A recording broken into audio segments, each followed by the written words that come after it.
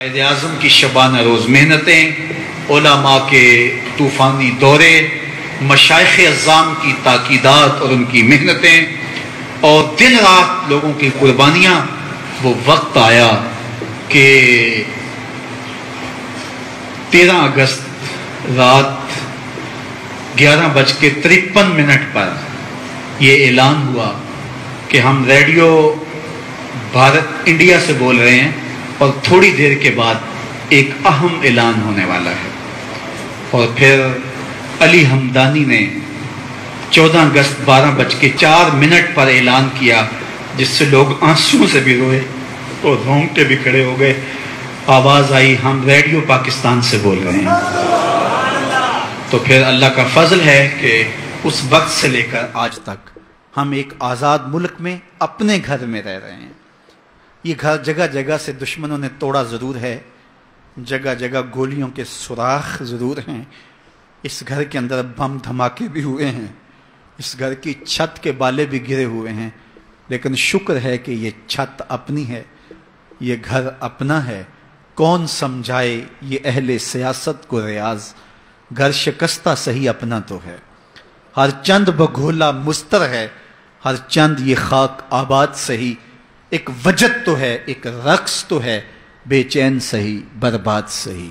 ہمیں گھر مل گیا ہے، ہم مل جل کے اس گھر کو سنوار بھی لیں گے، جھاڑو بھی لگائیں گے، پانی بھی چھڑکیں گے، اس کی ٹوٹی ہوئی دیواریں بھی مرمت کریں گے، اس پہ روغن بھی چڑھائیں گے، پھر بیل بوٹے بھی لگائیں گے، اس کا فرش بھی صاف کریں گے، قالین بھی بچھائیں گے، اس کی چھت کے بالے بھی درست کریں گے۔ جب چھت ٹھیک ہو گیا پھر لوبان بھی سلگائیں گے، خوشبوئیں بھی سلگائیں گے، پھر اگربتیاں بھی لگائیں گے، پھر اس کے اندر جو ہے وہ تازہ گلاب بھی رکھیں گے۔ یہ سب کچھ رکھنے کے بعد پھر ہاتھ باندھ کے کھڑے ہو جائیں گے، نظام محمد اب تو آ جا ہمارے گھر میں۔ پھر رسول اللہ کا نظام اس گھر میں آئے گا، چراغاں ہوگی، خوشبوئیں پھیلے گی، اور اس ملک نے پوری دنیا کی قیادت کرنی ہے۔ پاکستان بنا اس لیے تھا، اور پاکستان مٹنے کے لیے بنا نہیں تھا، قیامت تک قائم رہنے کے لیے بنا تھا۔ یہ پاکستان ہماری امنگوں کا مرکز ہے، ہماری آرزوؤں کا کعبہ ہے۔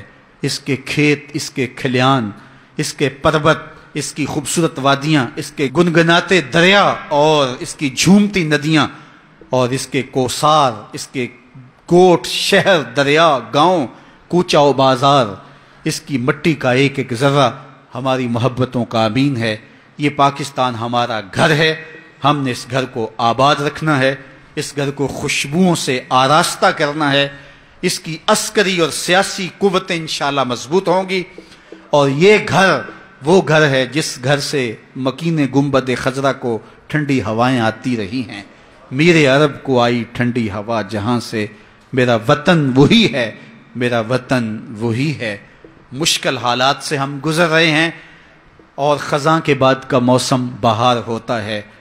اگر عثمانیوں پہ کوہ غم ٹوٹا تو کیا غم کہ خون 100,000 انجم سے ہوتی ہے سحر پیدا۔ رات بہت لمبی بھی ہے، دردناک بھی ہے، گہری بھی ہے اور سیاہ بھی ہے، لیکن یہ لمبی رات کٹنے والی ہے، سپیدہ سحر طلوع ہوگا۔ میرا وطن دنیا کے اوپر ایسے چمکے گا جس طرح گنبد چمکتے ہیں۔ یہ پھولوں کی طرح خوشبودار وطن، یہ محبتوں کا امی وطن، گنبد خضرا کا عکس اس وطن پہ پڑ رہا ہے، اور انشاءاللہ اسلام کی نشت ثانیہ کا یہ ملک امین ہوگا۔ پاکستان کل بھی زندہ تھا، پاکستان آج بھی زندہ ہے اور قیامت تک زندہ رہے گا۔ جس نے پاکستان سے پیار کیا وہ سرخرو ہوگا، جس نے اس وطن سے خیانت کی وہ ذلیل ہوگا، رسوا ہوگا، اس کی نسلیں برباد ہو جائیں گی۔ یہ پاکستان اللہ کی رحمتوں کا روپ ہے، کرم نوازیوں کا رنگ ہے۔ پاکستان کے جھنڈے کا رنگ بھی گنبد خضرا کے رنگ سے ملتا ہے۔ پاکستان کل بھی زندہ تھا، پاکستان آج بھی سرخرو ہے۔